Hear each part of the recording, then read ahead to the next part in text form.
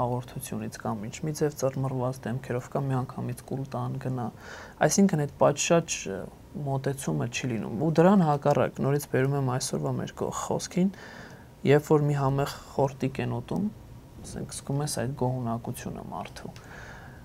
Սա է ասածը, որ երբ որ առաքյալը ասում էր դուք հոգու տաճար եք եւ սրանցով մի վարվեք, երբ որ իրապես հասկանաս, որ եթե դու իրապես հոգու տաճար ես ու կենաց հացն ես ուտում, չպիտի այդ ձև մոտենաս, այլ հակառակը, նրան, որը որ խորոված է ի վերջո կամ ասենք համեղ խորտիկ է, դրան պիտի հաճույքով չմոտենաս, դրա համար երևի Անտոն Անապատականին այստեղ ձեր մոտ գրել եք այդ հետաքրքիր միտքը կա, որ կամ հաճույքով մի կեր հաց, այսինքն ոչ թե նրա համար որ քեզ տանջի, այլ այդ հաճույքի վերջո, նորից եմ ասում, եւ այ օրինակը կարող եմ ստա, որ ի վերջո սա մեզ տանի դեպի կործանը, որտեղ սկսում ես ամեն ինչից արդեն հաճույք ստանալ այս ուտելիքից։ Դա շատ է սկսանում, այլևս քեզ այդտեղ չի մնում, որևէ լավ բանի տեղավորելու մարդիկան օրինակ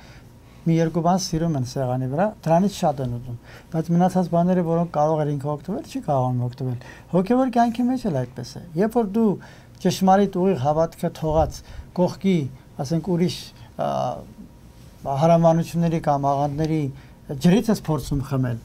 քո բուն ճշմարիտ կենթանի ջուրը արդեն չի հասնում քեզ, որը դու արդեն կշտացել ես, հագեցել ես։ Տերեր եւ հետաքրքրին ինչ է, իրենք տվյալ դեպքում այս հացի պարագային երբեք մարդիկ չես լսի, որ ասի ես հագեցել եմ։ Բերենք իսրայելացիների օրինակը եւ երևի սա բավարար կլինի, ասում է, երբ որ մանանան ուտում էին, Սաղմոս 2-ն ասում է, այս մանանան հրեշտակների հացն էր։ Այսինքն պատկերացեք, իսկ Սիրակի գիրքը, որ ասենք շատ աստվածաշունչներ չունեն, համարելով երկրորդականոն կամ պարականոն, ավելի վատ բառ են օգտագործում, հստակ ասում է, որ ամեն մարդու հիմքին տարբեր համեր տալի, կարծես մեկին, ասենք մի ուտեստ, մեկին մյուս, որ բավարարի, Աստված տվյալ դեպքում հրեշտակների հացով բավարարում էր։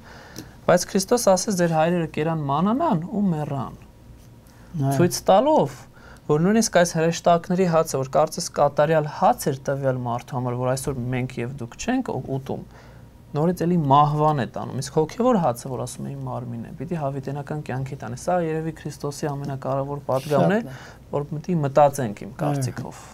Հայ, քանի որ մեր ժամանակը սպառվեց, ուրեմն ես նորից արդեն 6-րդ անգամ է, որ ես այս Սուրբ Գրիգոր Նարեկացու գիրքը ցույց եմ տալիս Աղոտ Համատյանը Նարեկ,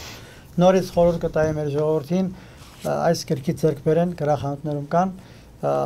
որպեսզի ամեն օր մի գլուխ կարդաք եւ հոգեպես խաղաղվեք, հանգիստ եւ նույնիսկ կատակով ասում եի, որ ձեր մտահոգությունները, ձեր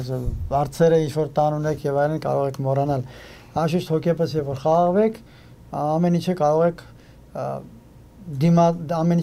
դիմանալ եւ կարող եք պատրաստ լինել բոլոր նեղություններին։ Ուրեմն մենք Սուրբ Գրիգոր Նարեկացու այս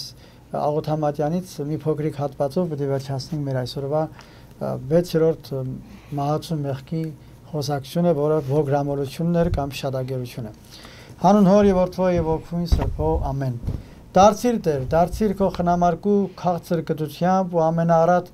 սիրուտ պարգևով մխիթարիր մեզ, որ համանման անբժշկելի վիշտ ու տագնապի տապով տոչրված տրտմել ենք հավետ։ Փրկարար ձեռքը տնելով կրկին, նորոգիր, քավիր ու պատասպարիր խորտակումներից այս մեղսակործան։ Սկզբիտ միակ եւ անսկզբիտ, հետի սկզբիտ եւ սկիզբների սկզբնավորիտ, Սուրբ Երրորդությանդ, մեկ Աստվածությամբ, իշխանություն փառք, Հավիտյաններից Հավիտյանս, ամեն։